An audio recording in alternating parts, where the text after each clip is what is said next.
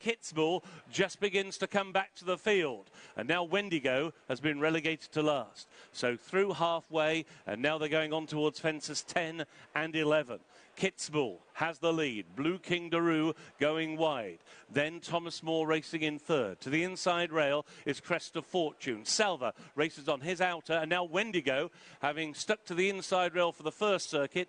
Gavin Sheehan has now taken him wide as they go over the two fences on the side of the course. And this next open ditch is where Blue King Daru made a bad mistake on the first circuit. Kitzbuhel comes to it, reaches for it, jumps it really well. This time Blue King Daru likewise was over it well in second. Salva is now making ground towards the outer of Thomas Moore, and the last duo, a Crest of Fortune and Wendigo is being ridden along at the back of the field. Now they make the turn on towards the final mile of the Ladbrokes Kauto Star, and it's Kitzbuhel who still has the lead. Kitzbuhel now by just a length and a half to Blue King Daru towards the outside, racing in second.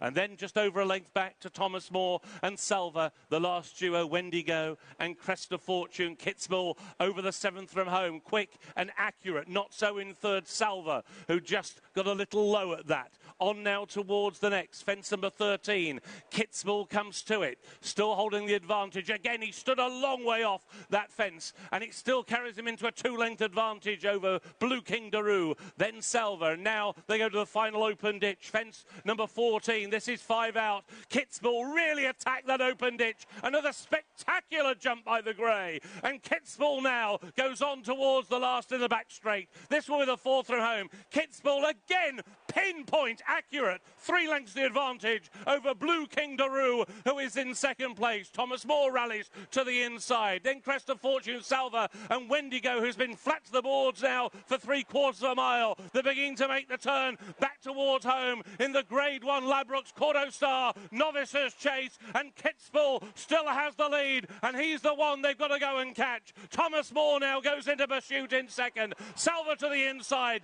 Blue King Daru down the outside. Wendigo tries to rally. Another brilliant leap in front by Kitzbuhel over the third from home. His lead is still over 2 lengths to Thomas Moore in second. Salva is in third. Wendigo is in fourth. 2 out in the Kauto Star. He got in a little tight that time, Kitzbuhel, but still accurate enough to get away and extend his advantage down towards the final furlong. Kitzbuhel and Paul Townend. Here's the final fence. Kitzbuhel is at it. Another spectacular leap by him. In second, Thomas Moore. Wendigo and Salva. He has jumped for fun. He has jumped them into submission. Kitzbuhel has won the Ladbrokes Kauto Star. A brilliant round of jumping to beat Thomas Moore, Wendigo and Salva.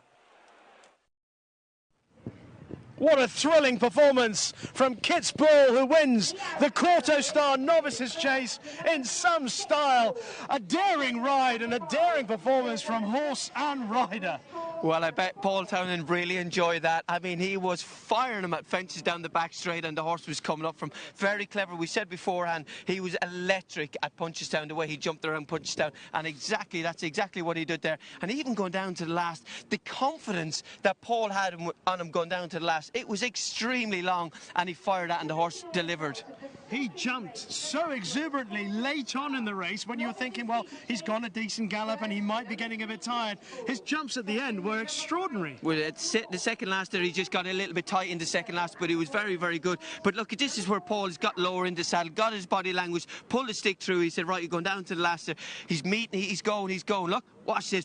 Bang! Outside the wings, just about got over it, but really taking performance, and they were obviously very, very confident that he was going to stay the 3 miles because he went good even fractions down over the first 2. Paul had a little bit of a freebie then when he got to the front. Harry was making sure that the pace was going to be honest. But this horse, to be honest with you, the whole way down the back straight, Richie, he just jumped them all into submission. Wendigo was really struggling to go the pace of the race, where I was thinking beforehand he might really struggle. But Thomas Moore, the outsider of the race, what a race he's run.